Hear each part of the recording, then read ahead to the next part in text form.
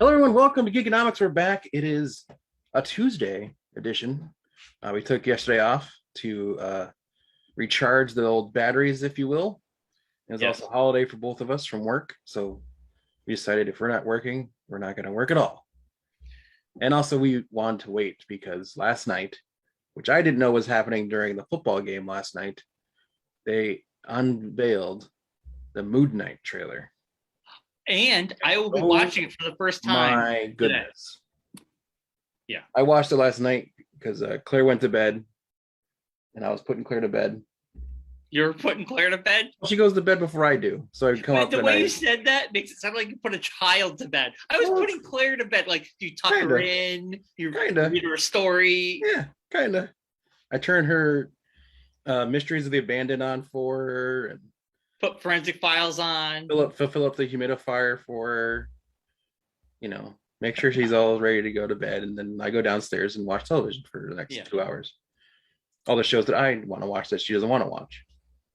So while I was doing that, she wanted to watch it in the football game last night, and it was halftime. And they're like, "Oh, don't forget, after this commercial break, we're gonna unveil the new Moon Knight trailer." And I was like, "What? I know this is happening during the football game." Wow. So come to find out, this morning, reading some news before the show today, the ratings for this playoff game, I guess, were astronomical comparative to what the other playoff games were this weekend. Mm-hmm. And they're attributing to the release of the Moon Knight trailer because the ratings went out as soon as the trailer was over. The second half got no ratings whatsoever, but not as much as the first half did. So they're saying that it was all like a Moon Knight effect. People are excited for it. I'm now way more excited now than I was beforehand after seeing the real trailer for it. Moon Knight is a very underrated character. Moon Knight is the in my opinion, which you were right in saying that, it is the ultimate underrated Marvel character. I think people who don't know Moon Knight, I will say, because it's not happening till March 30th now. Yes. When they announced the debut of this. It's a IP that's going to explode. Now is the time to invest in Moon Knight. Stocks are low. Get in now. Yes. Ground floor. I'll say it now. Now's the time to find the Moon Knight stuff. Moon Knight Casherini. Yeah. And it's also the only superhero that has an awesome first name, which is spelled correctly. So Mark. Yes, Mark Spector. Mark Spector. I am a couple issues behind the new Moon Knight series that's happening right now. I've been behind because I had to focus on reading something else for another show, but now I'm jumping back in. I'm almost so close. I'm one graphic novel away finishing Y the Last Man, which, sad news, season 2 ain't happened. Yeah, I heard. Yeah. Highly disappointed. Yeah. Highly. But the graphic novel is fantastic. Thanks, FX. I know. I have one more graphic novel to read, and if you love that show, if you were a fan of that show, highly recommend. Just go get the graphic novels. Yeah. You'll absolutely adore this series. It is top notch, top tier graphic novel reading. Yeah. So before we jump Moon Knight, let's put a pin in that conversation because I'm going to watch that trailer for the first time today. Yes. I'm very excited. Live here on the show. Yeah. We got some news. Well, before we get to news, real quickly, our weeks. I'll start off real quick. I don't have a whole lot. Last week, we recorded at the end of the show. You mentioned the Grandma Mafia. My grandmother passed away last week. Didn't really want to. I had a hard time really coming to terms with it at the time, so I didn't know what to say nor how to bring it up. Yeah. Her funeral was on Friday. I do appreciate everybody who reached out to me privately and publicly. Yes. Which was very nice. Thank you all. I grew up with my grandma. I was close to her. I lived in her house until I was 5 years old. I was like the fifth child. She had 4 children of her own, but her first grandchild was this guy. And I lived there until my parents moved in together when I was about 5 years old. So I was very close to her, obviously. But it was a great, it was a celebration of life in a way, in a weird way, in this pandemic.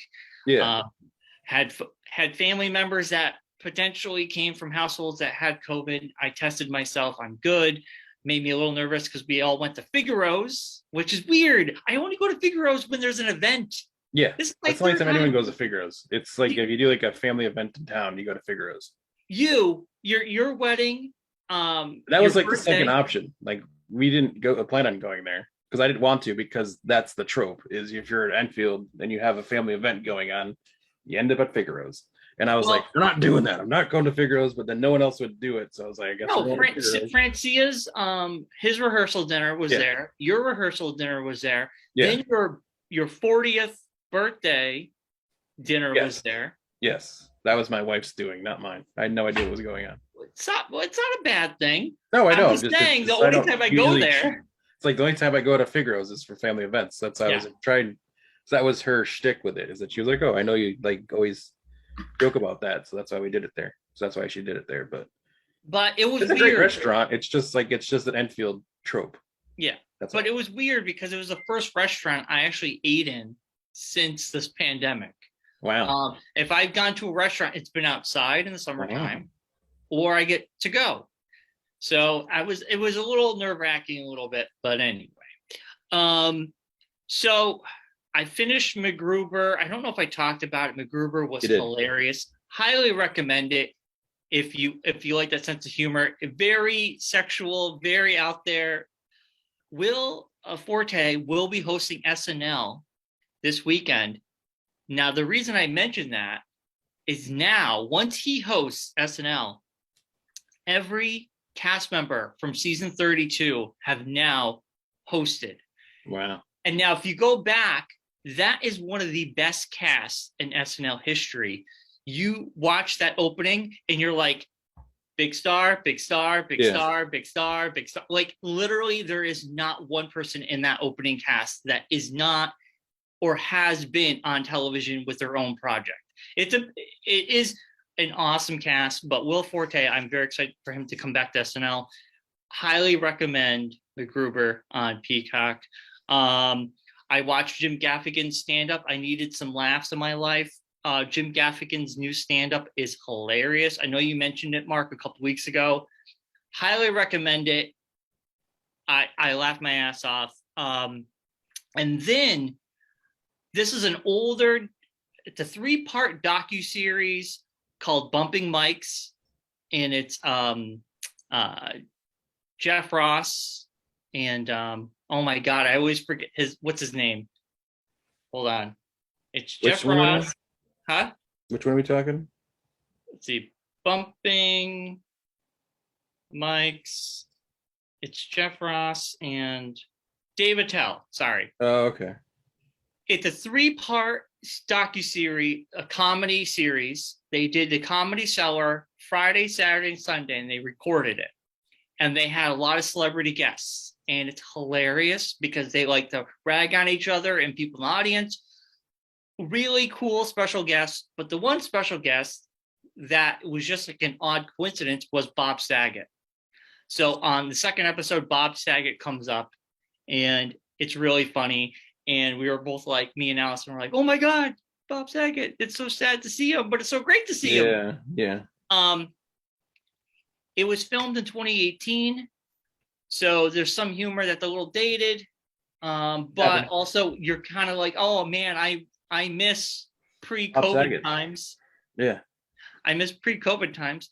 Highly recommend that. It's called Bumping Mics. Every time they make it a great joke, they bump their mic together. That's their big shtick. That's why it's called that, I guess. Bumping Mics. And then I did finally watch both parts of South Park on Paramount Plus. I caved and got Paramount Plus for the year. I paid $50 and I got it for the year because I I wanted just do this. the monthly, so I can just get rid of it when I'm done watching the things I want to watch. Well, there's going to be a plethora of South Park movies coming out, which my main reason I want it. And the Halo show. The Halo show, I saw the teaser. I got to see more than just that teaser because it could be cheesy, but I hope it's good. And then. And you want to watch a Yellowstone, so. I don't want to watch Yellowstone. I don't even know what that is. Woman that loves Kevin Costner. People love that show, but Ryan loves that show. Well, good. My grandfather, my brother. Can't stop talking about it. Yeah. Tries to get me to watch it all the time. He's like, "You got to watch Yellowstone." I'm like, "No." It could be good. It could be good. My mom likes it. I'm not watching it. My mom loves that show. Yeah, but the MTV selection has a lot of older stuff that I kind of love, like has Clone High and Eon Flux and stuff like that. And I'm like, I'll watch that stuff. So I got my $50 worth for the year. Yeah. I mean, I just did it. I was just like, you know what? I think out of all the streaming services, Paramount Plus, their navigation system, their GUI is the worst. And they have the worst. They have the worst player blows. Player thing. It's the worst. It is bad. I hope it gets better. I have to imagine with all the money they have, they got to make it better. I don't know. It's right up there with Peacock as the worst, like, user interface. See, Peacock, I have no pause problem. Peacock. You can't even pause it. I can pause it. You have to like pay extra to pause. No. You know that? Yes. No, you don't. It's also you can't like. The thing I have with Peacock. What are you using to pause? What are you watching it on? On the Amazon. Because I pause it all the time. Well, maybe it's just a weird thing I've got going on with mine. But anyways, the one thing I dislike about the Peacock is if it's a live event, you can't start from the beginning of it. You can only start where it is in the live event. Okay. That's ridiculous. It's 2022. If I want to start watching a soccer game, like if I missed the beginning of the soccer game or whatever event that they're airing, like WrestleMania or any wrestling show that they have on there, since they're the WWE network thing now. Yeah. If you don't make it when that, like, if you forget, like, oh man, I thought it started at 8, but it started at 7. I can't start at 7 o'clock time. I have to, wherever that you jump in is where you jump in. Oh, I see what you're saying. So we watch Dateline on there and I pause all the time. But see, that's recorded though. You're talking about live events. I don't watch live television on there. Yeah, so you can't do that with live stuff. You can't pause. See, that doesn't affect me, but that does. Well, if I'm like watching a game or a wrestling event and I want to go to the bathroom, but I don't want to miss anything, I should be able to pause it, go do what I need to do, come back, and pick up where I left off, not lose that time. That's the advantage of watching it on a streaming service. Right. Totally. That's like the most annoying thing. And that's like everybody's like thing online is that's their main issue with Peacock is that you can't pause and you can't jump in at any time. Or you can't really just like live television. You can't go to a beginning of a live event. Yeah. Now, here's a question for you. And it takes like a whole day for it to load into the queue. So even if you like wanted to like restart it after it ends, yeah, you have to wait like a full like 12 hours or so before you even can get to it as a recorded piece to watch it again. That's what I was going to ask. That's weird. Yeah, it's the stupidest thing ever. You should write a complaint to them and hopefully they have plenty. Trust me, that's a whole thing online about it. There's a whole like huge thing about it. Huh? I didn't know. I don't watch anything live on there, so. Right, it's like that's like, and they're really promoting or trying to promote like moving a lot of stuff there because they closed down NBCSN at the end of last year. Yeah, which is why they lost hockey and now it's on TNT and ESPN. So a lot of sports are moving there, like even like a lot of racing and a lot of the different sports. The Olympics are going to be, a lot of them are going to be on Peacock and not on even regular channels. So that's like a lot of things people are complaining about. It's like, well, if I wanted to watch like a US hockey game after it starts, I'm not gonna be able to watch it because it's gonna, albeit it's gonna be in China, so you're not gonna see it on regular time anyways. But yeah, Yeah. So it's like a lot of stuff that people complain about with the Peacock. Well, maybe they'll fix it. I mean, I think, yeah, it's like one of those hashtag first world problems, but still, it's just annoying. Oh man. All right, Mark. Do you have anything before I jump into the news? Yes, I started watching with Claire on Saturday because we were off Saturday. Sorry, just thought of something I had to write down for work. So we were just cruising around the old interwebs, as I call it, looking for something to watch on Saturday. And I was on Hulu, and I'm like, oh, let's see what's on the Hulu. I haven't watched it. We haven't like just sat and watched the whole series just through and forever. Yeah. And we came across Dark Side of the 90s. Yes. I know you talked about way back when. Yeah. And I was like, oh, Brian talked about this on the podcast. Said it was pretty good. It's good. Watch it. It is really good, but also really depressing at the same time. I know. We didn't finish it all. We watched. No, we've gotten about 4 or 5 in. And I'm like, we gotta like stop. I can't. This is like, I'm gonna end up on dark side of something if I keep watching these. The Viper Room was good. Yes, that was the last episode was good. Yeah, the Jerry Springer, that kind of stuff was good. Yeah. There's a few we haven't watched yet, but yeah, it's a great docuseries. Yeah, it was funny too because we watched that first episode where it's all about the talk shows. Mm-hmm. And so I was telling Claire because I thought I had told her this before, maybe I had and she had forgotten about it, but I told her about the Jeremy Hutzel experience with those shows. Oh yeah. And then I said I've even gone and like been in the audience for a couple of them from work. Like one time we were in this audience for Sally Jesse for an episode. It was like one of the boot camp, like before they send the boot camp episodes. And I was like, yeah, it like we were like in the back row, but and I said to her, I'm like, it looks like the crowd is really like amped. But I said, that's all like orchestrated.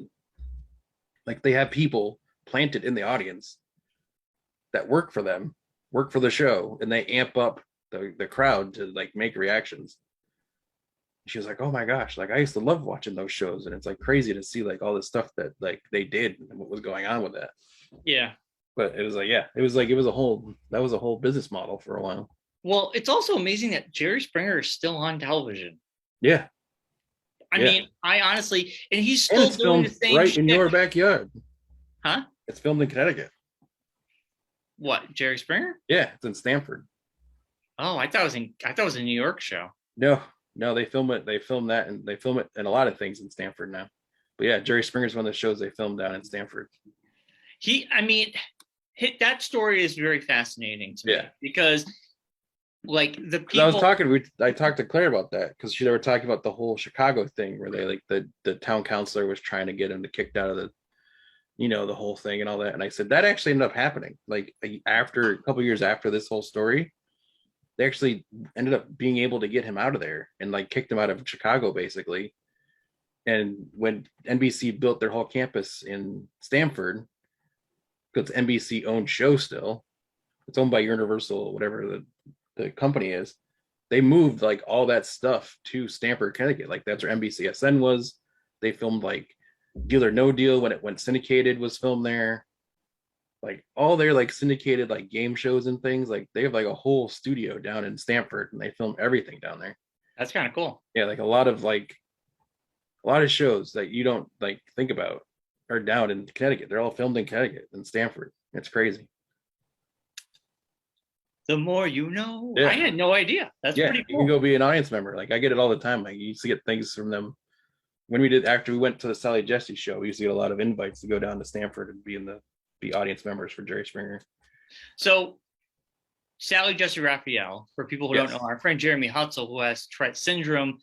In high school, he had it really bad. Obviously, he has it still. It's a lifetime thing, but some people goes away, but it's still there, but it's not as aggressive.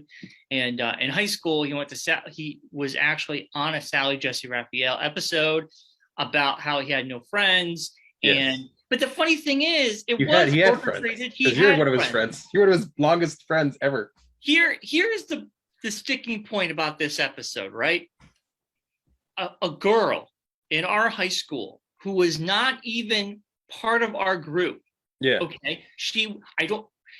I kind of remember her name. I'm not going to say it just in case. Yeah. She wrote a paper about Jeremy. Yeah. And then somehow got submitted to Sally. And they were both invited to be on the show. Yeah. The kicker of the whole problem was it was like a pity party for someone who should not be pitied. Or should not be pitied, just didn't need to be pitied. Yes. That's what you mean. It's yes. like, yeah. They literally put him in a hallway, in an alleyway, and they have him. I told Claire about that. He had like kicking a can down in black and white with a voiceover. Yeah, and he's like, nobody talks to me. Well, I'm like, I don't have any friends. Me, Eric, a whole bunch of us, we were all tight knit, and we actually became friends with Jeremy because he was being picked on. Yeah. And teachers didn't know how to deal with him. And the moment he acted and had an episode, they would send him to the office. They didn't know how to handle him. Yeah. Now this is in the 90s. So it's much different now. Yeah. But we actually went to his house, a group of us, like 6 or 7 of us. We cooked dinner. We all had a big dinner. This was before Sally. Yeah. And that's when our friendship bloomed. But then he went at Sally because of this girl. This girl was not friends with any of us. I don't know where she came from. Anyway, he goes on. Did she go to school there? She did. Okay. They do the show, and then Sally announces she's retiring. So that whole last couple months, they were bringing back people, and they brought back Jeremy as a follow-up. Like, how's his life been? Finally find friends. And he finally found friends, which he's had the whole time. Yeah, I don't know. It was weird. It was very weird. Like dress him with like some outfit or something too. That is something Hudson would never wear ever. Well, he had to dress up. He couldn't look like a schlub like he normally does. Yeah. Couldn't wear like a size quad Twinity X t-shirt. He was overweight back then, Mark. Yeah. So he was a bigger person during that time. Now he's a skinny mini, but in high school he was a husky. He was a husky. I mean, even guy. Still, I've known Hutzel not as long as you have, but from being friends with you, became friends with Hutzel. And I will admit to you, Hutzel probably wears t-shirts that would look huge on me. He's still wearing XX or XL on, and he is a large or medium. I would say even bigger than that. Like those shirts, like the one he was wearing last time we hung out, was definitely a shirt that would look big on me. I mean, he's gotten better, but his shirts are XL or XX. He used to be double X. And the thing is, he's a large. He could fit into a medium. Oh yeah, no problem. Oh yeah, for sure. Like if he took, like he's one of those, like you see those things online, like the TikToks or whatever you kids watch nowadays, of like people who are like wearing like a big shirt, and then like they're like, oh, don't do that or whatever. And then like they take the shirt off and they're all like muscle bound and they got like huge. Hustle's the opposite. It's not like he's not muscular, but you would think that he was a big guy, and then like he takes the shirt off and there's like nothing there whatsoever. It's just like you can see right past him basically. Yeah, he's a slim guy. Yeah. But anyway, we're going in a weird direction. But no, that's what made me, because then that we like going back to what I was talking about, we ended up watching the Dark Side of the 90s.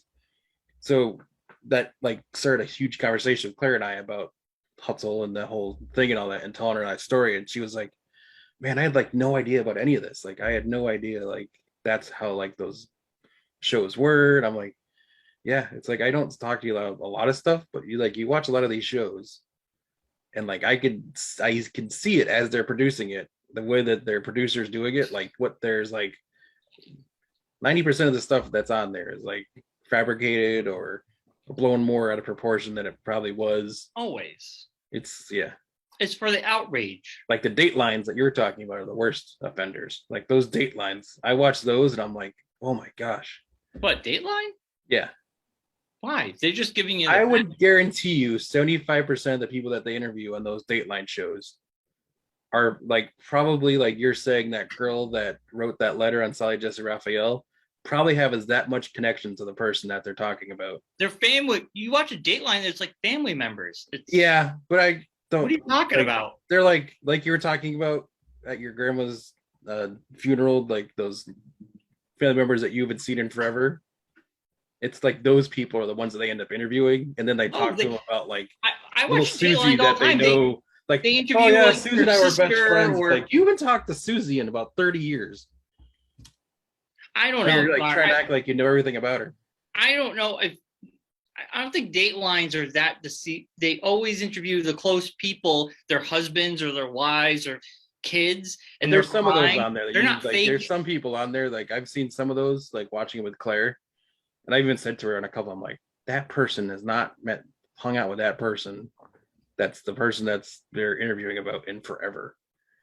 It's like you could like, yeah, some of them are pretty bad. I wouldn't go that far. I want to say Datelines. I mean, there are, if you put on Oxygen, there are. Oh God, those are even worse. Like, there's even ones that are like 48 hours, like all those ones. Like she watches all of those, so I have to sit through some of them, and it's just like some of these are just like. I mean, I think Dateline, doesn't even know that hours, 2020. I think those are more reputable. I mean, when you put on Oxygen and they're just cranking them out, you like to think titles are weird. I think those are where you're getting a little iffy. But I wouldn't say I think Dateline's very reputable. I don't think it's a. I mean, yes, you are watching someone's story about someone dying, which is tragic. But the people they're talking to are always and just like the whole like, and that one guy that does the interviews, everyone saw that Bill Hader used to do the impression of on SNL. Like every time any of his episodes come on and she's watching them, I'm like, these are the best. I can't be in the room right now. She's like, why? I'm like, I can't not laugh every time that guy talks. Oh, I love him. He's my favorite. So you're saying, it's like, and all their questions are like they say the question and just the person repeats back the exact thing that they said. Like, so you're saying she was murdered? Yeah, she was murdered. So you're saying you needed to ask them the questions? Yes, then we're going to ask them some questions about. It's like they always do that. Oh my God, they always do. How does you? It's to get sound bites. It's to get sound bites. It's the worst. All right, let's move on. We can go here forever. I got news, Mark. Yes. First of all, I'm going to start off the news because I like to follow what's going on with Spider-Man No Way Home. Yes. Spider-Man No Way Home has fallen to the second place over the weekend. Scream. 30. I mean, it wasn't a big amount, but Scream came in number one. Who's going to see Scream? I don't know, but I have no interest in it. But people like the Scream, I guess. But on the bigger news, Spider-Man No Way Home is now on the domestic lifetime gross. Courtney Cox was looking for a paycheck. Yeah. Spider-Man No Way Home is now number 4 for the top lifetime domestic. Man. It beat out Black Panther.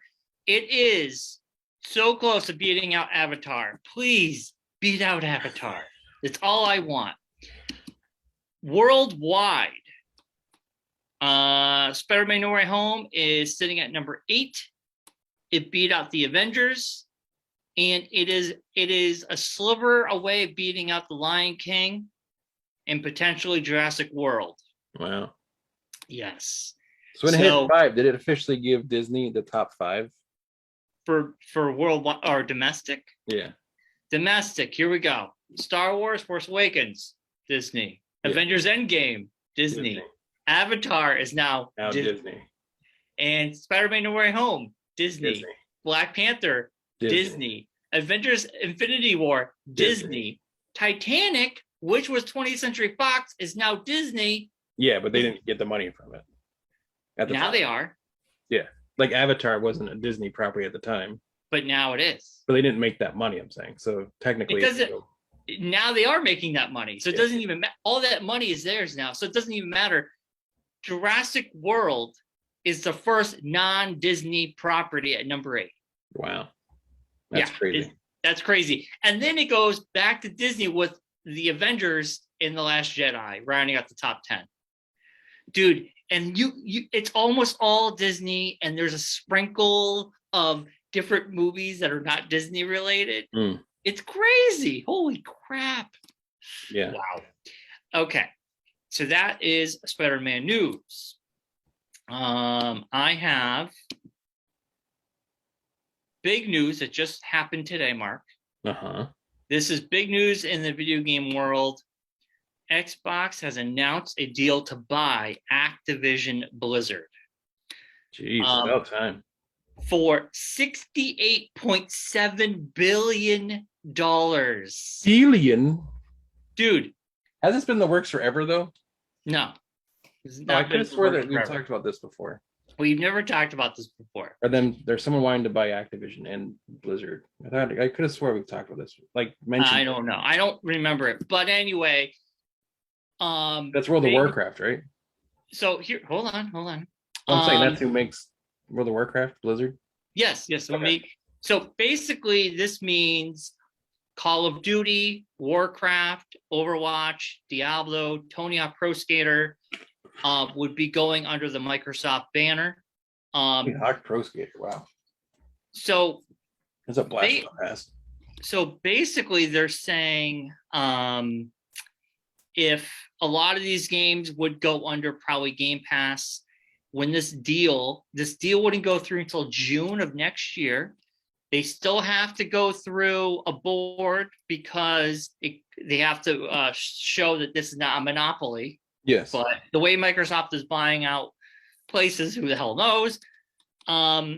Crash Bandicoot. Yeah. Spyro.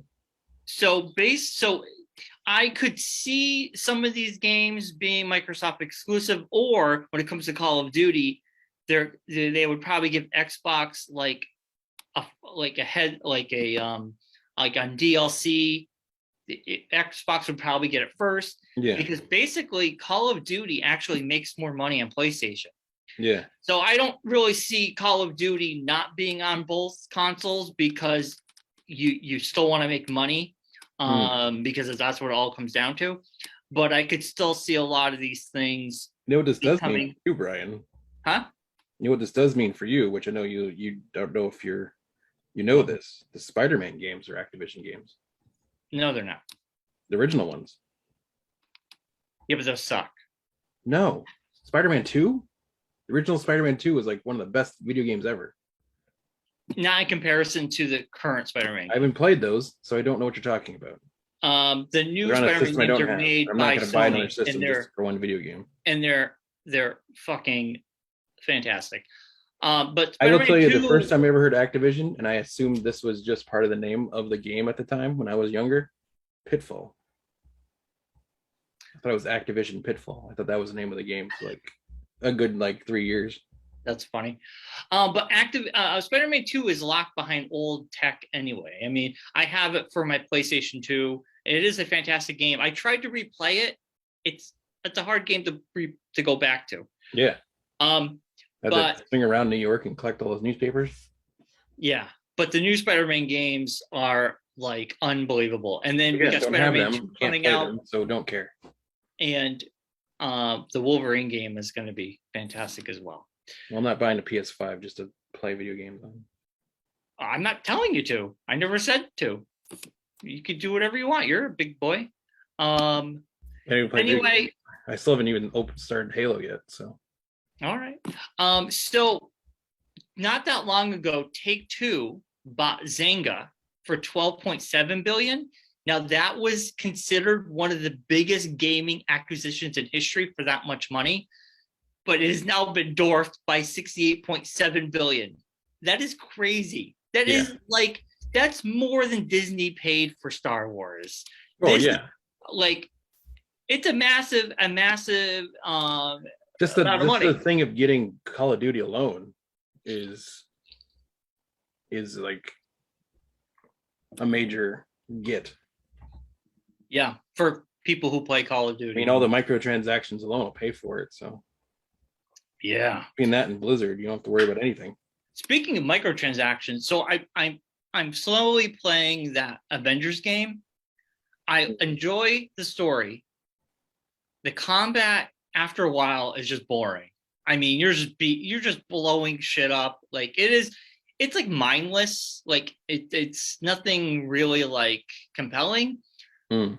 But what I absolutely hate about that game is the currencies that it has to create to unlock certain things. It's like 3 currencies to do 3 different. I'm like, I don't care, but it's so annoying because I would like all these costumes are so cool, but I have to unlock them so slowly, and I'm not going to pay money for them. Yeah. That's why all the side quests that you don't really need to do. Like overall, it's mediocre. It's a mediocre game. Like if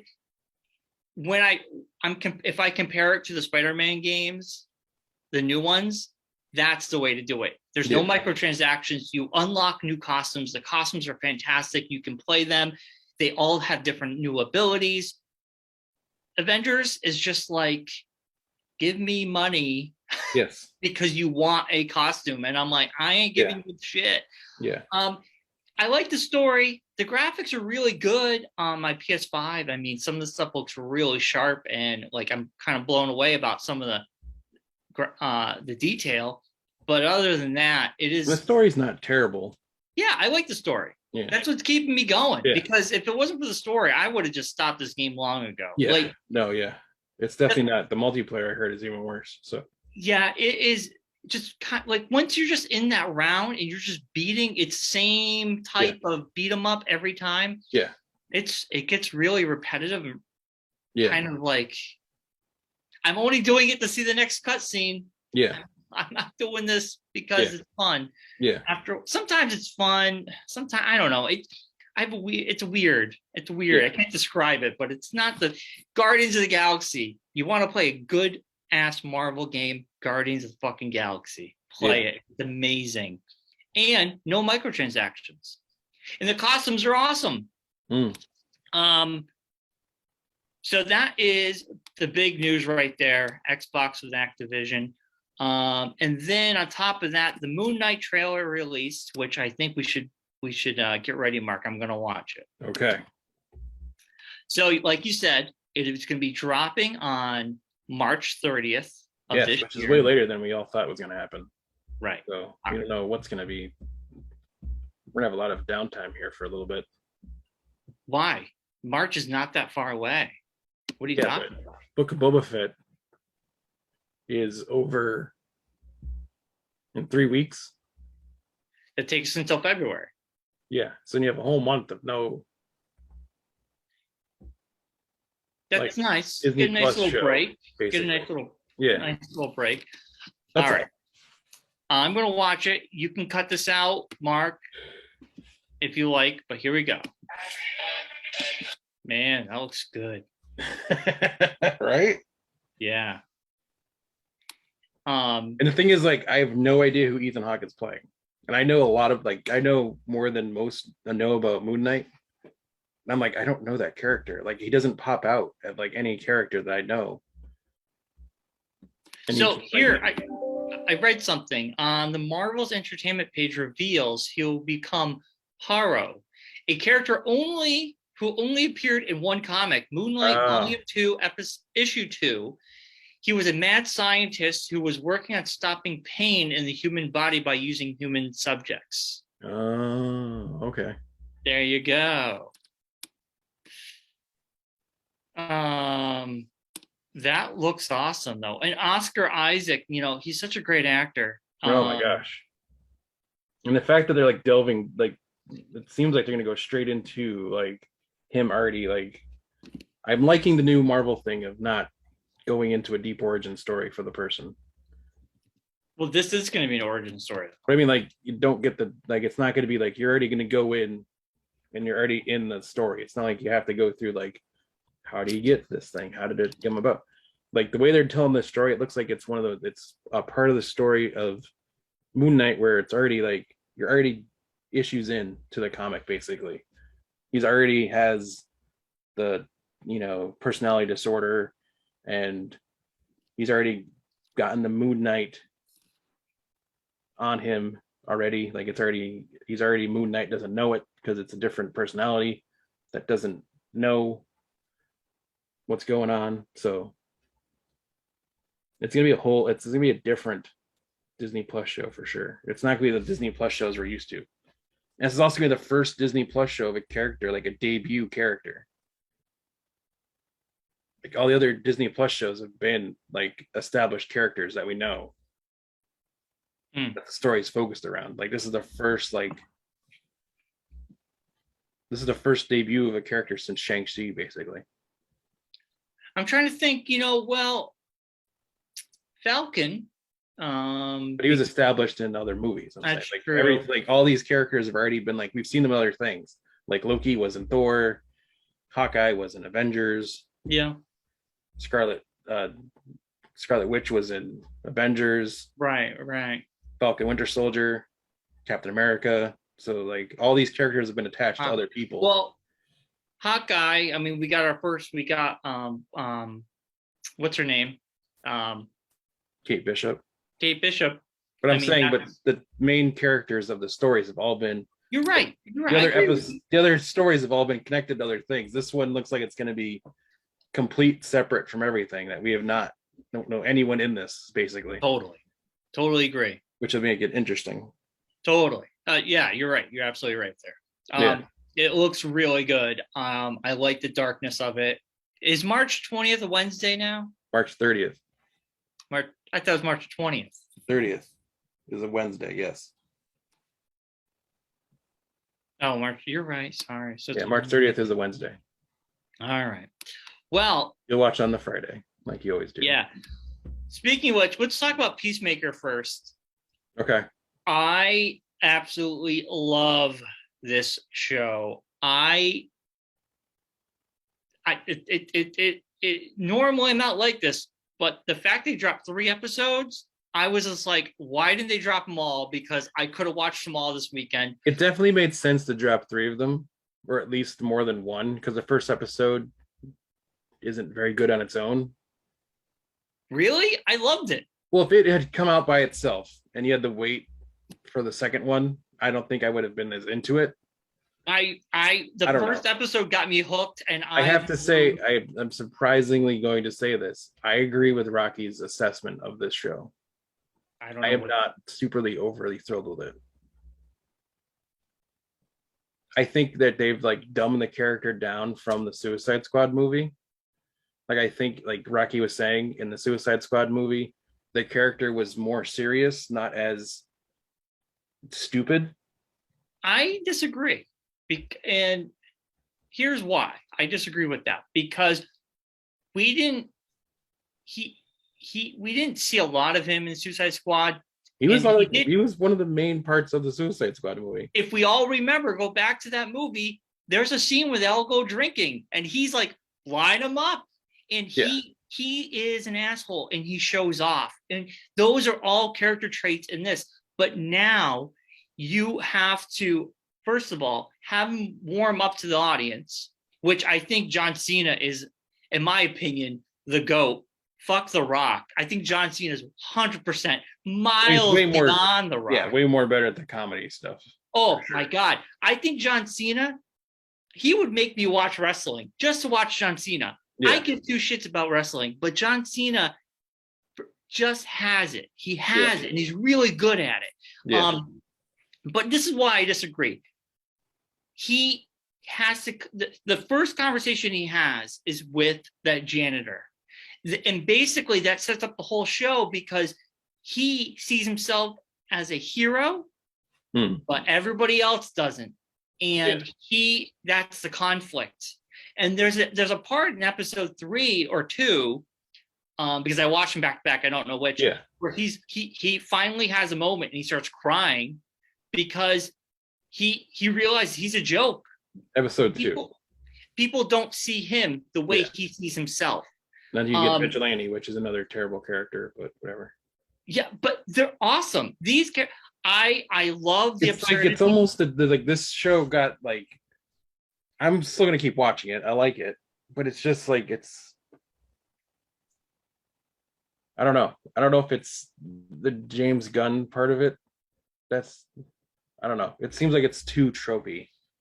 Like everyone's terrible. We get it. Everyone in this little group. Not really. Are you watching the same show? I don't know. I just don't like. I'm not into it. It's just like there's some parts of it I'm just like.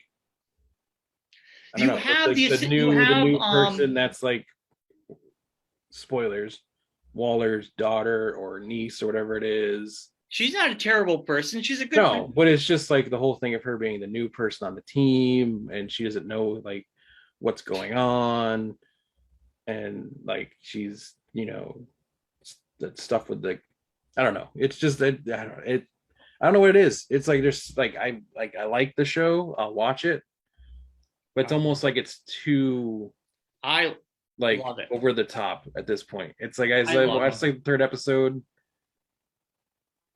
And it's third episode was fantastic.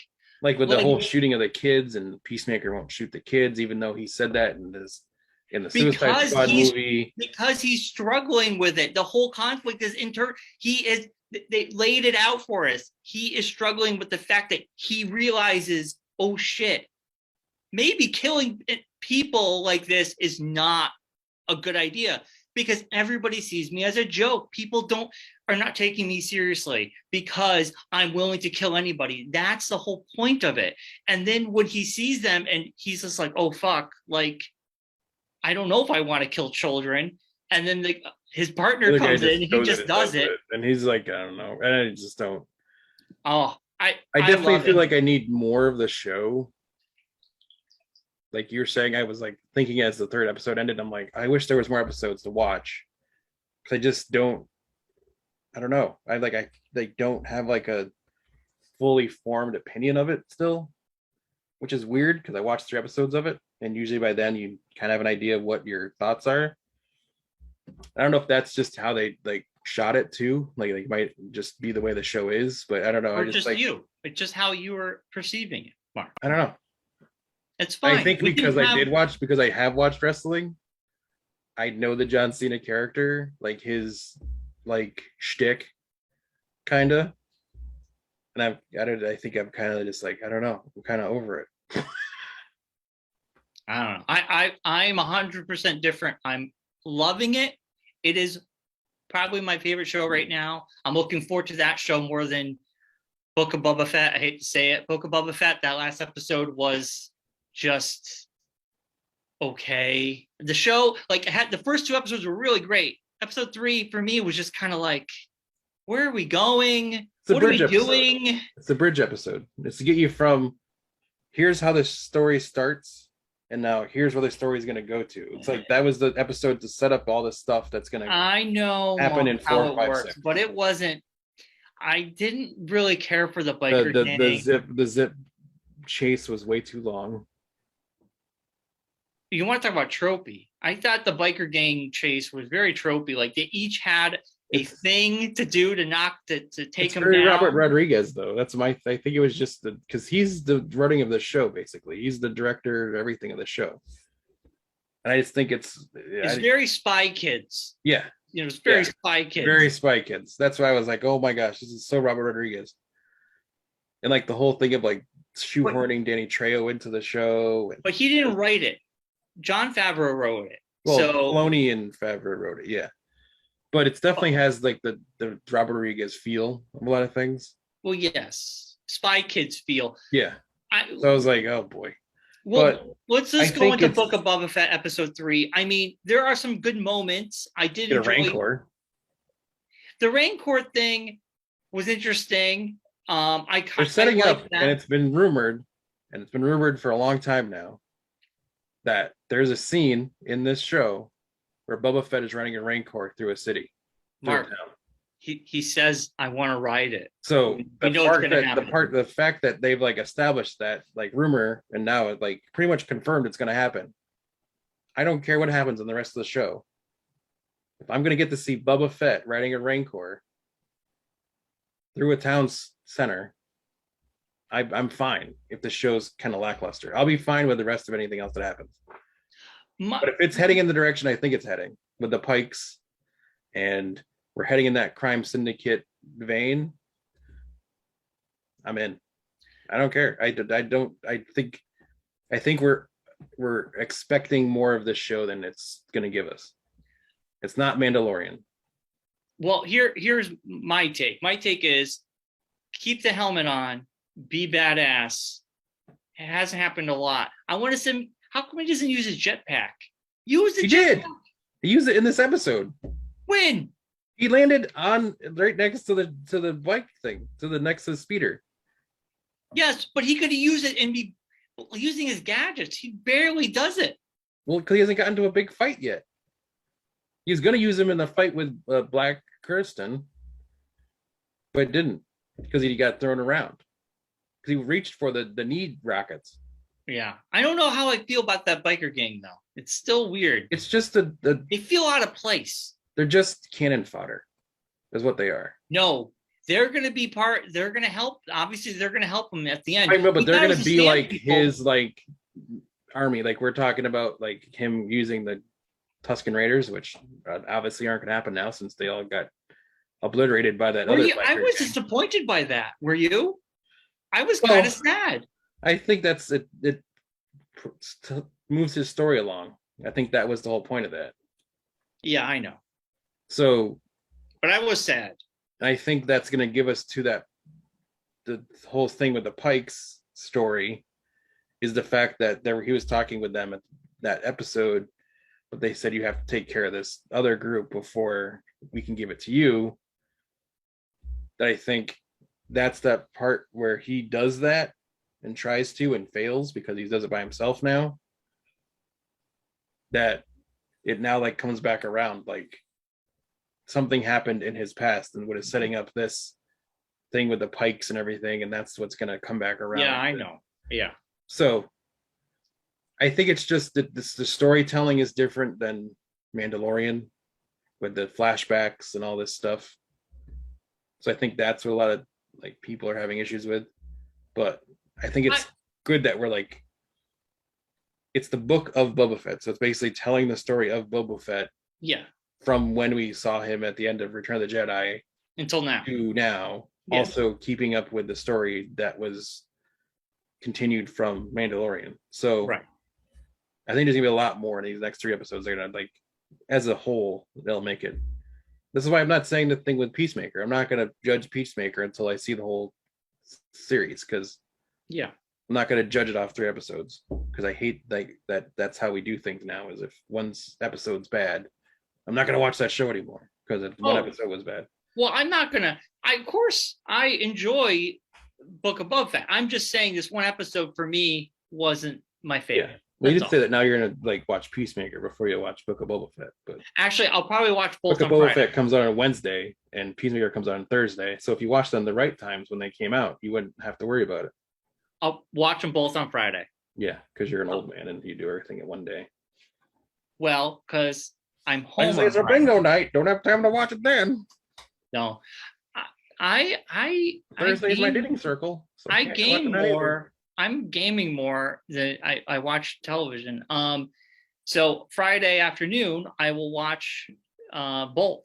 So that's just how my schedule is for me. But yeah, I mean, Book of Boba Fett, this episode, there's some moments I did like. You mentioned them. The chase scene was just a little Spy Kids-esque for me. Yeah. The speeders, they just seemed out of place. Maybe they'll grow on me. Maybe they'll be better next episode. Well, these were actually supposed to be in Last Jedi. No, they weren't. No, I read a whole article. It's a whole thing. It's a George Lucas because of it wasn't supposed to be in Last Jedi. These speeders were like an homage to George Lucas, American Graffiti, and that sort of stuff. And Vespas. But I don't feel like space Vespas to me. They looked out of place. Well, 100% looked out of place. They're the kids. They're in a souped up. The funny part is, I was reading on Reddit. People were talking about them, and it is a sticking point for a lot of people. And I don't hate them. I want to see where it goes. I just felt like they felt out of place. But some person made a great point. So they're young people who have no jobs, have no money, but they have souped up speeders. Now, where do they get the money, the credits to make souped up speeders, They but stole they the have no water. jobs. And they were still in the water to sell this water to pay for their speeder bikes. And why are they paying that? Who's paying money for water? From Stephen Root. That's Tatooine, man. It was a weird subplot. It's Tatooine. It's a very odd subplot. Why there's moisture farmers. That's why Uncle Ben and Aunt Beru were moisture farmers. Well, the planet was filled with water. Yeah, there's water under the desert. That's what they're bringing the water up to collect it, to sell it to the people in the desert. Or they're in those little like acorn things. Yeah. Which seem to be all over the place. Yeah. So yeah, very bizarre. Anyway, I want to see where it goes. It wasn't my favorite, but we have 3 episodes left. Yeah. I mean, on a scale 1 to 10, like we do every week, for me, it was an 8. It was an 8 episode. It wasn't the best episode. Wasn't the worst. Yeah. I give it around an 8 as well. Yeah. I mean, other than what we talked about, I mean, the fact that the worst Star Wars episode is probably just is better than 99% of the stuff on any other network. Right. I mean, what are we complaining about here? I know. We're just reviewing it. That's I know. Just saying. And Mark, I think that's been a show. Is there anything we're missing here? I don't think so. I think we covered it all. We got the Moon Knight, which we're going to be excited for. I know I'm really excited for. Yeah. Peacemaker, I'm still going to keep giving it a try. Still going to watch it. I don't know how I feel about it still. I'm still not sure 100% if I'm into it, not into it. I don't know. It's weird. Everyone's different. You don't have to like it. Well, I know. I'm not saying I don't. It's not like I dislike it completely. It's just I don't know. Everyone's different. Yeah. I'm loving it. I mean, it's right up my alley. This is so everyone's different. Yeah. Like I said, I joined Apple Plus to watch Ted Lasso, and I was like, Ted Lasso, you're boring as shit. I'm out. But I found something else I loved. Everyone's different. Right now, I think it's crazy. We live in a society. You don't say. But we have so many streaming services and so many options that there is literally something for someone. You can't find something for yourself to watch. You're not trying hard enough. Yeah. And it takes a lot now for something to click with society. I mean, we had Squid Games, which clicked and became a bigger hit. Yeah. A lot of people were talking about it. Right now, Yellow Jackets on Showtime seems to be very popular. A lot of people are saying how good that is as well. I heard big things about that. I do want to check it out. I don't have Showtime. But I mean, it does take a lot. I think it's on the Hulu as well. You still got to subscribe to Showtime, though. Oh, do you? Oh, gosh. Yeah, I looked it up. Oh. Because I was like, Yellow Jackets, I'll check it out. So you have to add your Showtime to it. Would you get a discount, I think, if you do it. Gotcha. But anyway, it does take for something big you could just to break out. You did for Twin Peaks. Yeah, because the first season ended, so I could just subscribe to Showtime for a month, watch it, and then unsubscribe. Yeah. But I mean, there's literally something for everybody. Yeah. And sometimes you watch something like you said, sometimes you guys see the whole picture before you make a judgment, and sometimes you might not get into it, but then years down the road you'll start watching it, and then you go, "Wow, that was pretty good." Yeah. I mean, I want to give Ted Lasso another try later on, but I just didn't laugh, nor did I find it interesting. But maybe I would later on. Yeah. So I still have Apple TV. I finished Mythic Quest, and I haven't done that. Right? How great was that second season? Yes, it was phenomenal. Like the ending, I'm like, where are they going to go? What are they going to do? Everyone's disbanded, but they're on for season 3 and 4. Yeah. I love that show. Yeah. So now it's just like, I got to watch something on there. Yeah.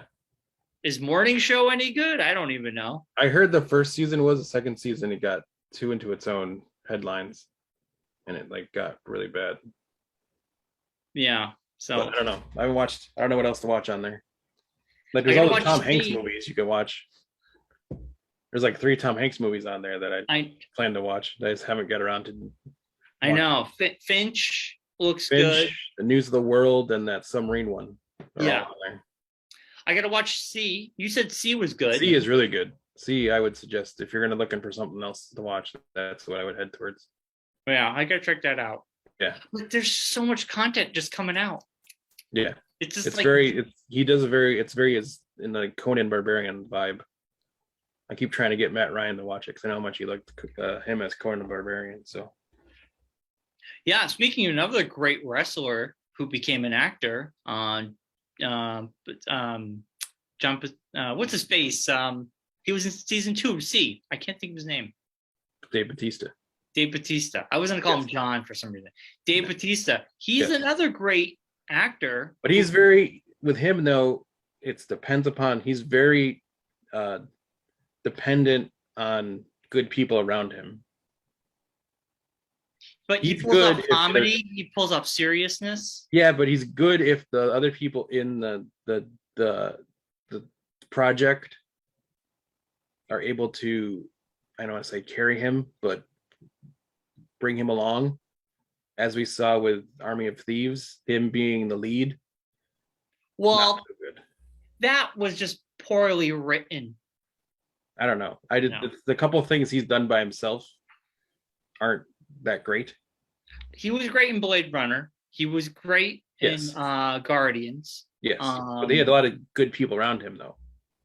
But also helped to bring that along. The writing was good, and the directors were good. Yes.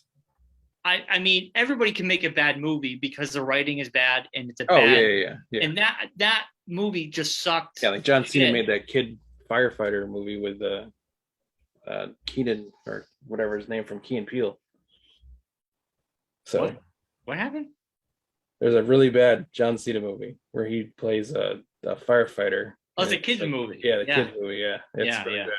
I'm not going to watch it. It's like watching the Rock's Tooth Fairy. Why am I going to watch it? Tooth Fairy was good though. He was good. It's a kids movie. Yeah, but he was good though.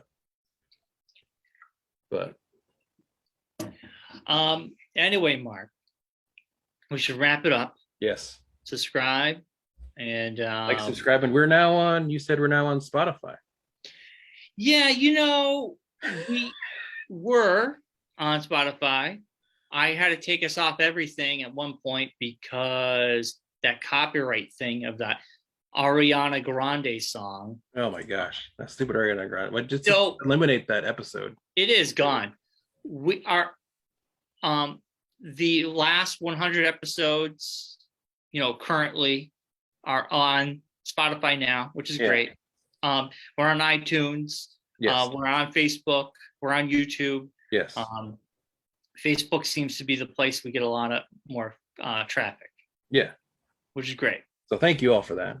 Yes. But if you'd like to just listen to us and not see us in person, you can do that through the iTunes or Podbean or Spotify. So you got it. Check all those things out. Like, subscribe to our Facebook channel. Talk to us if there's things you want us to talk about. If there's a show that we're not talking about that you think we should be talking about and we should get into, tell us about it. Unless it's Wheel of Time, because I'm not going to sit through that show. There's too much stuff I got to learn. I'm not going to learn all that stuff. So don't suggest that. But anything else, probably check out. People suggest. I haven't heard anybody talk about that show other than you, and you don't even watch it. No. I've heard of like online. It got a lot of play when it first came out, but I have no interest. Yeah, but no interest at all. But yeah, so all that and more. We'll see you all next week. Everyone be good, be safe. Fare thee well.